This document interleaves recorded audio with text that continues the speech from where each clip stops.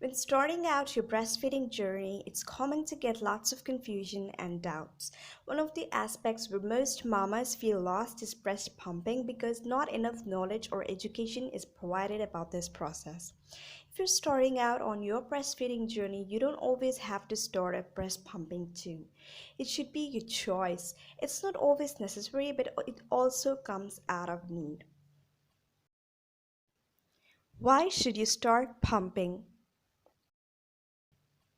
There are various reasons why most mamas opt to breast pump. Some mamas have a professional life to get back to after their delivery, so if they're away from their baby, they can pump and feed their baby.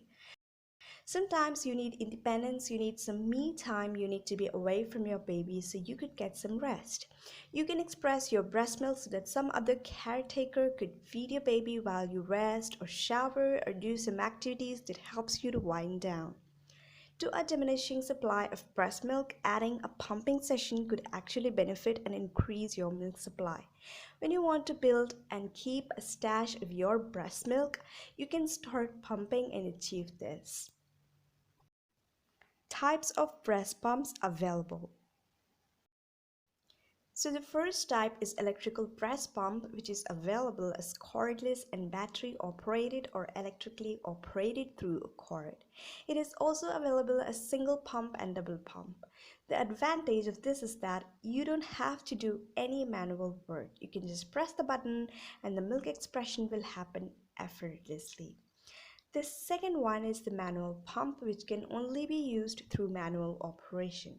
It's easy to carry anywhere and easy to pump on the go. There are various options and designs available on the market, and you can choose something that suits you the best. The third one is the hookup pump, which is quite special because while your baby is nursing on one side, you might have let down of milk on the other side. This is when the Haka pump comes in very handy. You can just pull back the lip of the Haka pump and let the flange of the pump fixate itself and suck into the nipple. So as the baby is sucking from one boob, the Haka pump collects the let down milk from the other boob.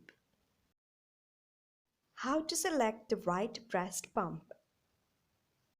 One of the important factors in selecting the breast pump that would make the breast pumping journey comfortable and efficient is to choose the right flange size for your breasts. Your nipple should fit into the flange comfortably. It shouldn't be too tight or too loose. If you choose a flange that's small for your nipples, then the fitting would be too tight and it would be painful for you. If you choose a flange that's big for your nipples, then the fitting would be loose, resulting in a less effective suction and milk expression. Other factors of selection would include whether you want your breast pump to be manual or electrical, whether it should be battery operated or electrically operated, all of which depends on your convenience and comfort. Things to do before pumping. The first thing you can do is immerse a soft towel into warm water and squeeze the water out of the towel. Then place it over your nipple and around your breast area. This will not only keep the breast and the nipple area clean, but also help to open up the small holes on the nipple through which the milk comes out.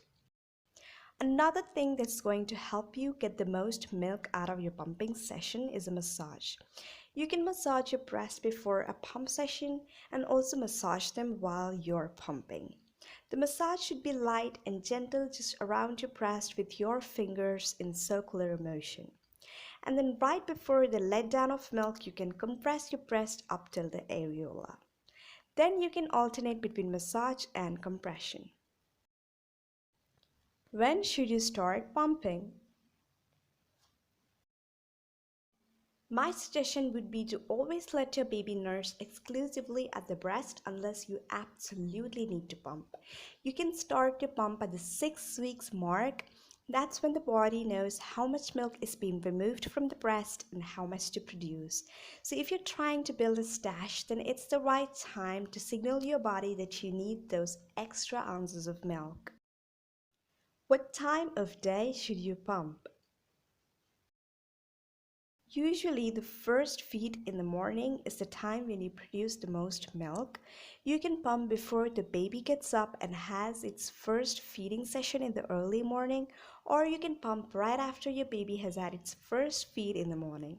You can also fit in a pumping session in the afternoon 30 minutes after your baby has fed so that you can take a nap and someone else can feed the express milk to the baby when he wakes up. Another good idea would be to keep a pump session in the night before going to bed after the baby has dozed off to get a longer stretch of sleep so that your partner or someone else can feed the baby as you complete your rest. Always pump for 15 minutes on each side of the breast and do not overdo it because it can cause pain in the breasts. Now, if you want to build your stash of milk, then you can pump between the breastfeeding sessions. You can pump 30 minutes after you've fed your baby or an hour before the baby is going to feed next. Just make sure that you have optimal milk expression but also have enough milk for the baby to eat when they want to eat. So, fun fact. Let's say you have just finished up a pumping session and your baby is demanding milk. Don't worry, just put them on the breast, there's gonna be more milk. The boob doesn't really run out of the milk, which is good to know, right? How many ounces of milk would I express? If you're exclusively breastfeeding then add in a pumping session, then it is totally normal to get half to 2 ounces total of milk for that pumping session, as it might take more than a few pump sessions in order to make the equivalent of one full feeding for baby. So if that happens, don't be discouraged that I should be making 4 to 5 ounces of milk.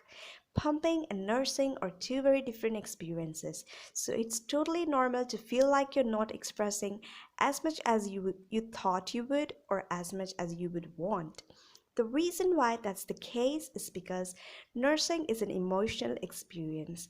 When you're nursing your baby, you have that emotional feel with the baby.